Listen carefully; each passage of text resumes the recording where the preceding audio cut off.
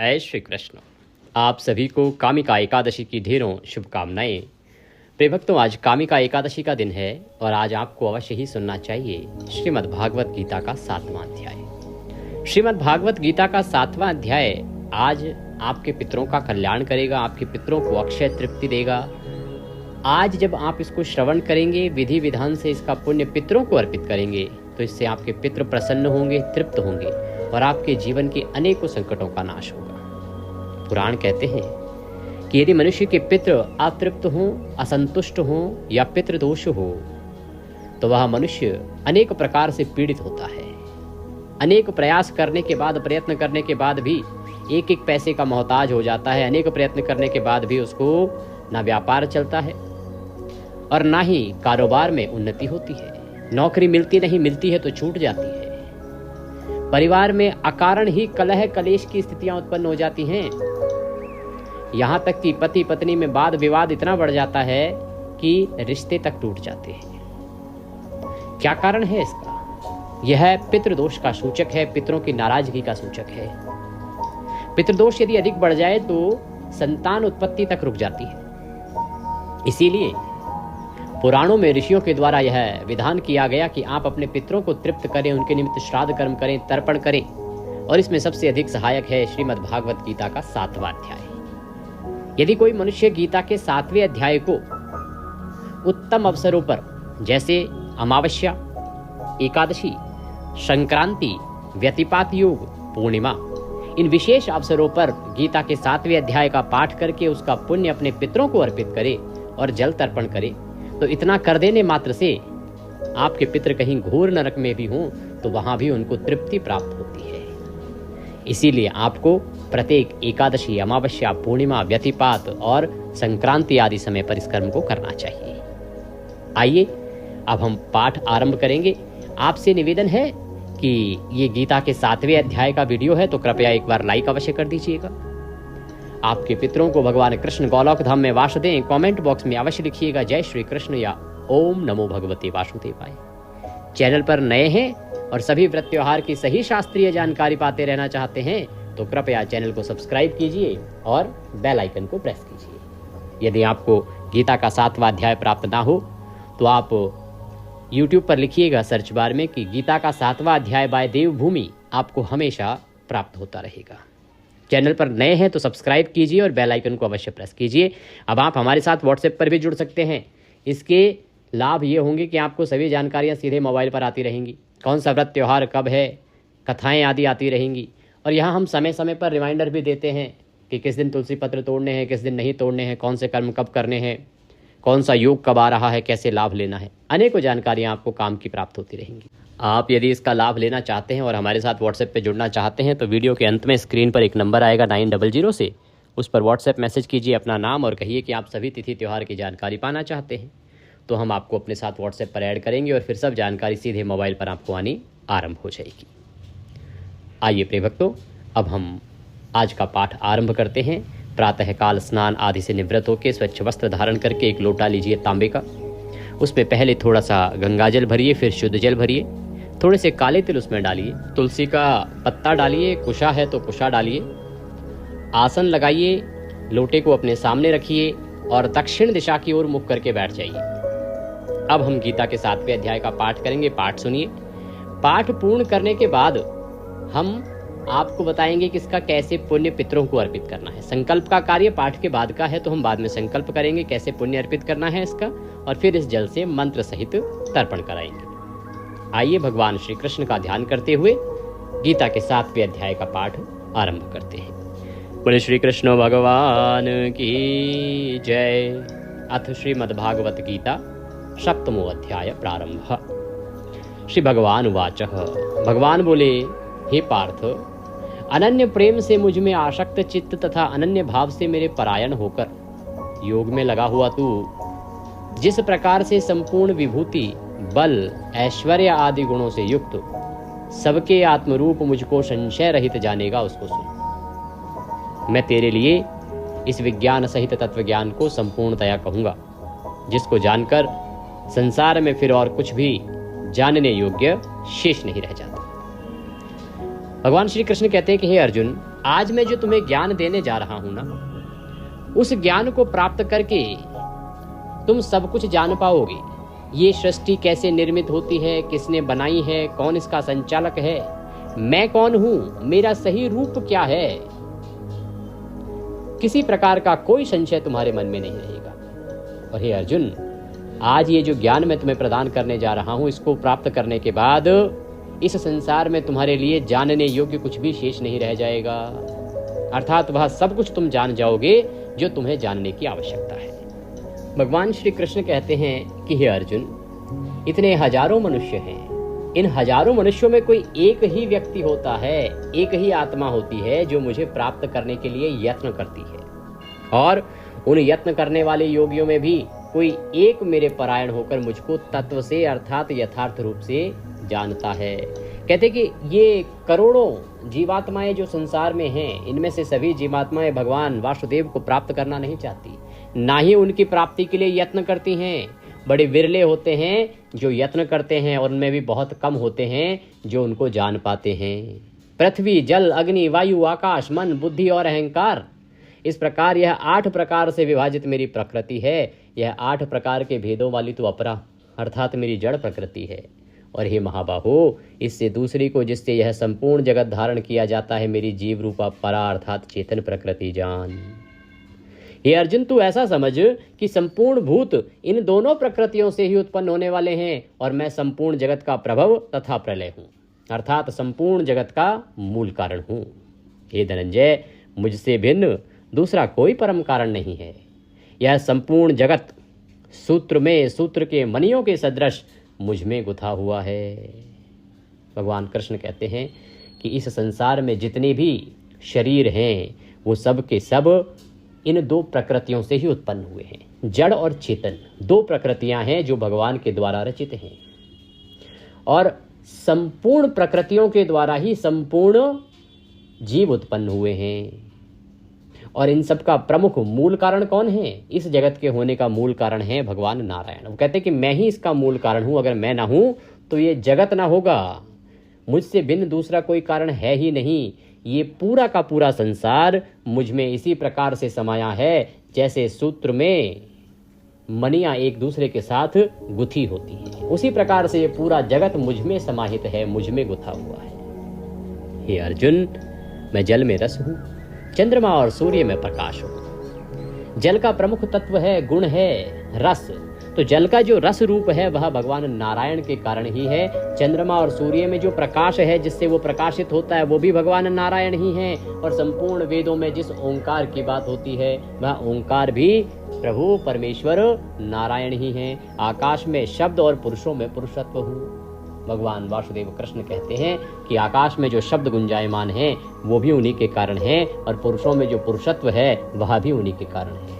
मैं पृथ्वी में पवित्र गंध और अग्नि में तेज हूँ, तथा संपूर्ण भूतों में उनका जीवन हूँ, और तपस्वियों में तप हूँ। भगवान कहते हैं कि पृथ्वी का प्रमुख गुण क्या है? उसकी गंध, वो गंध मेरे ही कारण है।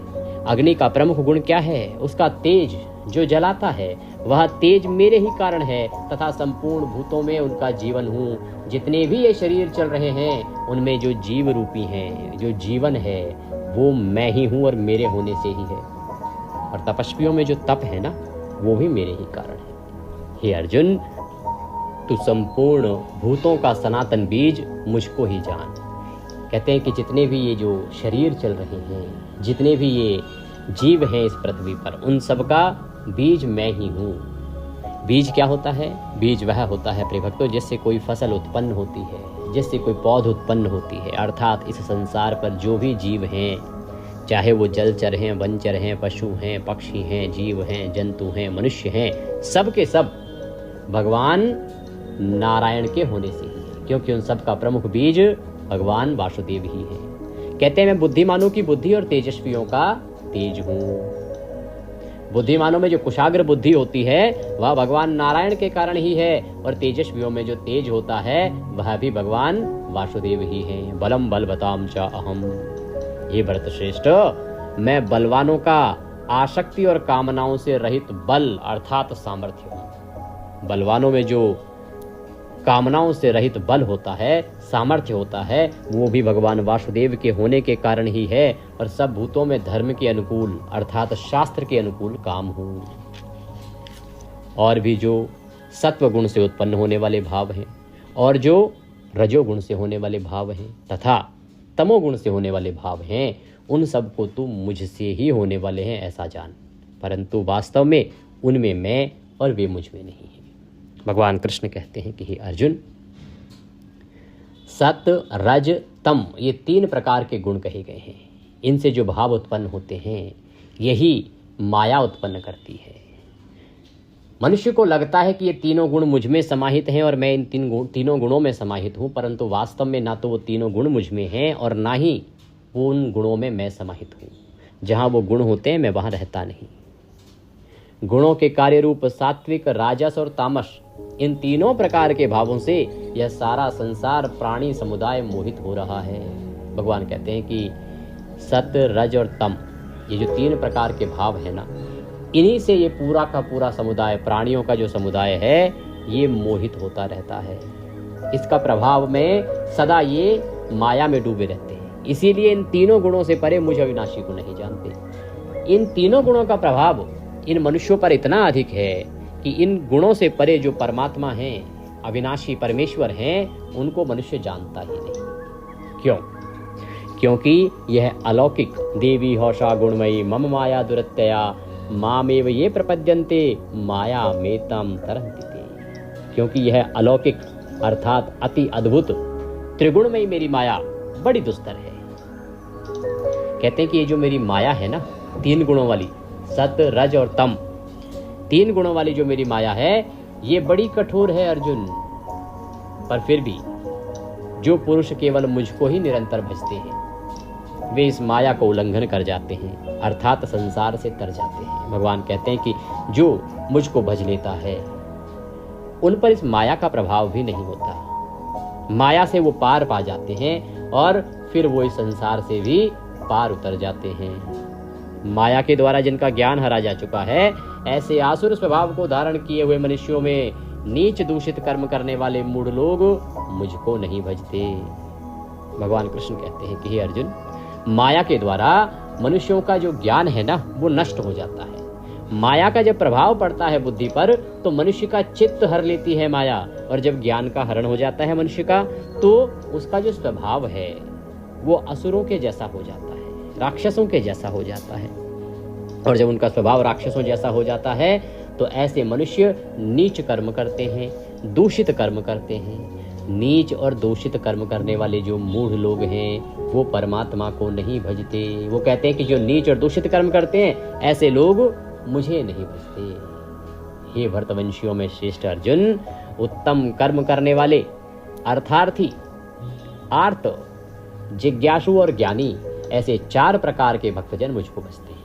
भगवान अपने भक्तों के प्रकार बताते हैं कि ये 4 प्रकार के भक्त हैं उनके, जो उनको सदा ही भजते हैं। और उनमें भी नित्य मुझ में एक ही भाव से स्थित अनन्य प्रेम भक्ति वाला ज्ञानी भक्त अति उत्तम है। कहते हैं इन 4 प्रकार के भक्तों में भी जो ज्ञानी भक्त है ना, वो मुझे सर्वाधिक प्रिय है, वो सबसे श्रेष्ठ है। क्यों?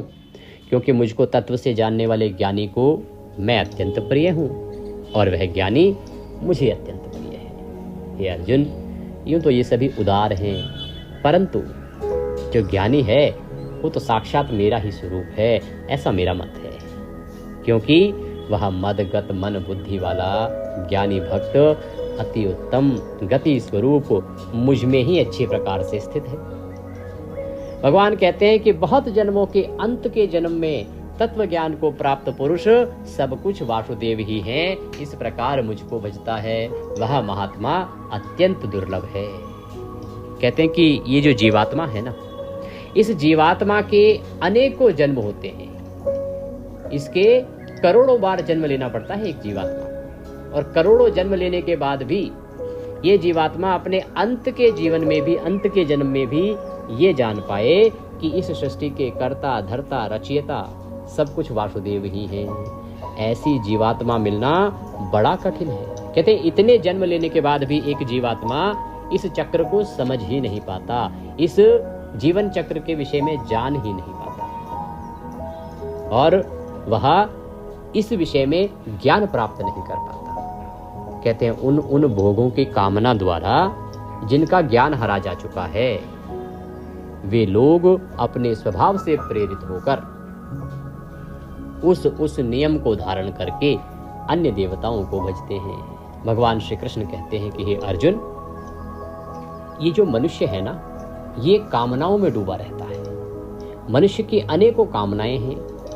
उन कामनाओं, उन भोगों की कामनाओं के द्वारा उनके ज्ञान का हरण हो चुका है और वे लोग अपने स्वभाव से प्रेरित होकर उस नियम को धारण करके अन्य देवताओं को भजते हैं। भगवान कृष्ण कहते हैं कि जो मनुष्य है ये अनेकों देवताओं को भजता है पर मुझ तक नहीं पहुंचता। क्यों? क्योंकि ये जो मनुष्य है वो कामनाओं में डूबा हुआ है। कामनाओं में डूबा होने के कारण इसकी जो प्रवृत्ति है वो केवल लालसा पूरी करने की रह गई है, अर्थात अपने उद्देश्यों को, कामनाओं को पूर्ण करने की रह गई है।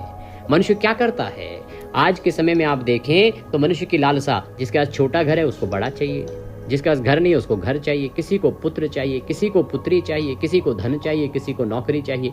यही कामनाएं हैं लोगों की।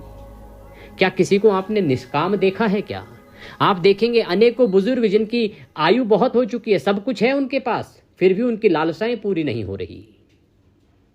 अनेकों आज के नौजवान जो केवल और केवल लालसा में डूबे हैं। भगवान ये कहते हैं कि लालसा रखना, कामना रखना बुरा नहीं है, परंतु केवल कामनाओं के लिए ही कार्य करना ये गलत है। प्रिय भक्तों, यहां भगवान सकाम भक्ति और निष्काम भक्ति के विषय में समझाने का प्रयास कर रहे हैं। देखिए, भक्ति दो प्रकार की कही गई है शास्त्रों में, एक सकाम भक्ति, एक निष्काम भक्ति। तो आज के समय में जिसे हम भक्ति कहते हैं, जो मुक्ति देती है, वो तो हो ही नहीं रही। अब आप कहेंगे पंडित जी कैसी बात कर रहे हैं, बहुत भक्ति हो रही है। आप किसी भी तीर्थ यात्रा पे निकल जाओ, ना टिकट है बस में, ना ट्रेन में, ना एरोप्लेन में, मंदिर भरे पड़े हैं। हाँ, लोग तो बहुत जा रहे हैं, तीर्थ यात्राएं भी बहुत कर रहे हैं, पर वो कैसी भक्ति हो रही है? वो सकाम भक्ति हो रही है। प्रिय भक्तों, सकाम भक्ति वो उद्देश्य की पूर्ति के लिए, कामना की पूर्ति के लिए भक्ति की जा रही है। आप किसी भी तीर्थ स्थल पर जाने वालों से पूछिए, उसमें 90 से अधिक प्रतिशत रखने वाले वो होंगे जिनकी कोई लालसा होगी। कोई अपनी किसी कामना को लेके जा रहा है भगवान के पास कि प्रभु मेरी ये कामना पूरी कर दे। कोई जिसकी कामना पूरी हो गई है उसके निमित्त दर्शन करने जा रहा है। कोई इस भाव से नहीं जा रहा कि मैं तो बस दर्शन करने जा रहा हूँ, प्रभु की कृपा सदा मुझ पर बनी रहे, प्रभु अपने चरणों में मुझे स्थान दे। इस भाव से जाने वाले बमुश्किल से 5% मिलते हैं। बाकी सब, किसी को पुत्र चाहिए, संतान चाहिए, किसी को पोता चाहिए, पोती चाहिए, धन चाहिए, संपत्ति चाहिए, नौकरी चाहिए। इन सब लालसाओं के कारण किसी ने कहा इस देवता को भजो, ये मिल जाएगा। आप उस देवता को पूजने लग जाते हैं, प्रार्थना करते हैं प्रभु मेरा ये काम बना दो। यही तो चल रहा है। तो भगवान भी यही कह रहे हैं यहाँ पे। भगवान कृष्ण कहते हैं कि जो मनुष्य है ना, इनकी कामनाएं अनेक हैं और इनको पूरा करने के लिए अनेकों देवताओं को ये भजते रहते हैं। किसी ने कहा ये देवता इस इच्छा को पूरा करेगा, आप उसको भजना शुरू कर देते हैं। प्रभु कहते हैं कि जो सकाम भक्त जिस देवता के स्वरूप को श्रद्धा से पूजना चाहता है, उस भक्त की श्रद्धा को मैं उसी देवता के प्रति स्थिर कर देता हूँ। भगवान कहते हैं मैं कुछ ऐसा करता हूँ जिससे कि उस देवता के प्रति ही आपकी श्रद्धा और बढ़ जाती है। क्या करते हैं भगवान? वह पुरुष उस श्रद्धा से युक्त होकर उस देवता का पूजन करता है और उस देवता से मेरे द्वारा ही विधान किए हुए उन इच्छित भोगों को निसंदेह प्राप्त करता है। भगवान कहते हैं कि जो मनुष्य है ना, उसको लगता है कि ये देवता मेरी इच्छा पूरी करेगा, उसने उस इच्छा की पूर्ति के लिए उस देवता का भजन किया। भगवान कहते हैं कि उसको जो फल प्राप्त हो रहा है वो मेरे द्वारा ही निर्धारित किया गया है। भगवान वासुदेव ही उसको विधान कर रहे हैं, पर भगवान देते हैं उस देवता के माध्यम से। उसकी इच्छा पूरी हो रही है उस देवता के माध्यम से। इसलिए उस मनुष्य को लगता है कि इसी देवता ने मेरी इच्छा पूरी की है, तो उसकी श्रद्धा उस देवता के प्रति और बढ़ जाती है। इसीलिए कह रहे हैं भगवान कि वो कुछ ऐसा करते हैं जिससे उसी देवता के प्रति उनकी श्रद्धा और बढ़ जाती है। परंतु उन अल्प बुद्धि वालों का वह फल नाशवान है तथा वे देवताओं को पूजने वाले देवताओं को प्राप्त होते हैं और मेरे भक्त चाहे जैसे ही भजें, अंत में वे मुझे ही प्राप्त होते हैं। भगवान कृष्ण कहते हैं कि हे अर्जुन, ये जितने भी भक्त हैं ना, सकाम भक्ति कर रहे हैं, इनका जो फल है वो तो नाश हो जाएगा, आज नहीं तो कल समाप्त हो जाएगा। क्या लाभ इसका? पर मेरे जो भक्त होते हैं वे अंत में मुझे प्राप्त हो जाते हैं, अर्थात उनको मुक्ति प्राप्त होती है। सकाम भक्ति से मुक्ति नहीं मिलती, मुक्ति निष्काम भक्ति से मिलती है, भगवान वासुदेव की भक्ति से मिलती है। भगवान कहते हैं कि बुद्धिहीन पुरुष मेरे अनुत्तम अविनाशी परम भाव को न जानते हुए मन इंद्रियों से परे मुझे सच्चिदानंदन घन परमात्मा को मनुष्य की भांति जन्म कर व्यक्ति भाव को प्राप्त हुआ मानते हैं। भगवान कृष्ण कहते हैं कि ये जो मनुष्य है ना, ये बुद्धिहीन हो गया है, इसके ऊपर माया का पर्दा पड़ जाने से इसका चित्त का हरण हो गया है और इसी कारण से ये मुझे जानता ही नहीं है कि मैं मन इंद्रियों से परे हूँ। इसे लगता है कि मैं भी मनुष्य की भांति जन्म कर व्यक्ति भाव को प्राप्त हुआ हूँ, मेरी भी ऐसे मृत्यु होती है फिर मैं जन्म लेता हूँ और इसी प्रकार का मुझे व्यक्ति भाव को प्राप्त हुआ, ये मानते हैं। अपनी योग माया से छिपा हुआ मैं सबके प्रत्यक्ष नहीं होता, इसीलिए यह अज्ञानी जन समुदाय मुझे जन्म रहित अविनाशी परमेश्वर को नहीं जानता, अर्थात मुझको जन्मने मरने वाला समझता है। भगवान कृष्ण कहते हैं कि हे अर्जुन, मैं अपनी योग माया से सदा छिपा रहता हूँ, लोगों के प्रत्यक्ष नहीं आता। और यही कारण है कि ये जो जन समुदाय है ना, जिस पर माया का पर्दा पड़ा रहता है, ये मुझ जन्म रहित अविनाशी को जानता ही नहीं। ये जानता ही नहीं कि मैं जन्म रहित हूं, मैं जन्म नहीं लेता, ना मुझे मृत्यु आती है, फिर भी ये मुझे जन्मने और मरने वाला समझता है। क्यों? क्योंकि माया का पर्दा मनुष्य की आंखों पर पड़ा है, माया का पर्दा मनुष्य के चित्त पर पड़ा है और इसी कारण से वह भगवान को पहचान नहीं पाता। हे अर्जुन, पूर्व में व्यतीत हुए और वर्तमान में स्थित तथा आगे होने वाले सब भूतों को मैं जानता हूँ, परंतु मुझको कोई भी श्रद्धा भक्ति रहित पुरुष नहीं जानता। भगवान कृष्ण कहते हैं कि जो पहले हो चुका है, जो हो रहा है और जो आगे होने वाला है, उस सब को मैं जानता हूँ, पर मुझे कोई भी भक्ति और श्रद्धा से रहित पुरुष नहीं जानता। मुझे केवल वही जान पाता है जिसके मन में भक्ति हो और जो श्रद्धा रखता हो।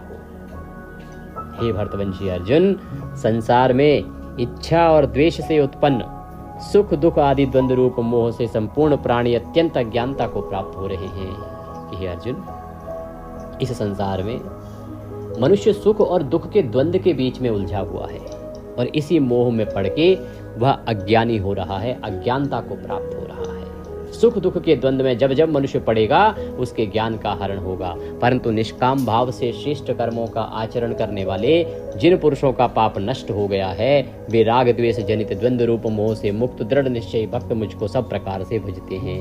भगवान कहते हैं कि जो निष्काम भाव से अच्छे कर्मों का आचरण करते हैं ना, तो उनके पापों का नाश हो जाता है। ऐसे लोगों के पाप नष्ट हो जाते हैं और वे राग और द्वेष जनित जो द्वंद्व रूप मोह है, इससे सदा मुक्त हो जाते हैं और ऐसे भक्तजन भगवान नारायण को भजते हैं, भगवान वासुदेव को भजते हैं। भगवान कहते हैं जो मेरे शरण होकर जरा और मरण से छूटने के लिए यत्न करते हैं, वे पुरुष उस ब्रह्म को, संपूर्ण आध्यात्म को, संपूर्ण कर्म को जानते हैं।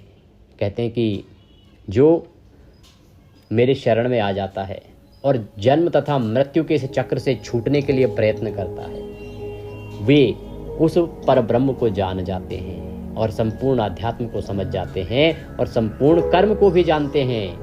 जो पुरुष अधिभूत और अधिदैव के सहित तथा अधियज्ञ के सहित मुझे अंतकाल में भी जानते हैं, वे युक्ति चित्त वाले पुरुष मुझे जानते हैं।